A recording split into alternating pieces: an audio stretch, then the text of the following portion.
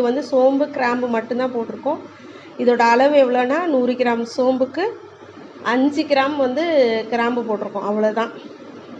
அடுத்து இது மெயினாக இன்னும் எதுக்கு போடணுன்னா தக்காளி சோறுக்கு போடுவோம். இப்போது என்ன பண்ணுறேன், தக்காளி சோறு வந்து தக்காளி சோறு மாதிரி இருந்தால் மட்டும்தான் நல்லாயிருக்கும். அதை வந்து பட்டை கிராம்பு ஏலக்காய் அதெல்லாம் போட்டு செஞ்சால் உண்மையிலே அதோட டேஸ்ட்டே மாறிடும். தக்காளி சோறுனால் நமக்கு அந்த தக்காளி சோறோட டேஸ்ட் மட்டும் வரணும். பண்ணணும் வந்து இந்த பொடி தான் போட்டு செய்யணும். தக்காளி சோறுக்கும் நான் இந்த பொடி தான் போடுவேன். வேறு எந்த தக்காளி சோறுக்கும் வேறு எதுவுமே பொடின்னு சொல்லிட்டு நான் எதையுமே போட மாட்டேன். இது மட்டும் போடுவேன். வெறும் வெங்காயம், தக்காளி, பச்சை மிளகா, இந்த பொடி, அவ்வளோதான். இதை போட்டு தான் தக்காளி சோறு ஆக்குவேன். அதுவும் செம்ம டேஸ்ட்டாக இருக்கும். நம்ம ரொம்ப அதான் சொல்கிறேன், ரொம்ப டேஸ்ட்டாக இருக்கும். அது நம்ம சாப்பிடையிலே அது வந்து நல்ல டேஸ்ட்டாக இருக்கும். தக்காளி சோறு செஞ்சு உருளைக்கிழங்கு ஃப்ரை பண்ணோன்னா ரொம்ப டேஸ்ட்டாக இருக்கும். அடுத்து வந்து நம்ம இது பூரி கிழங்குக்கு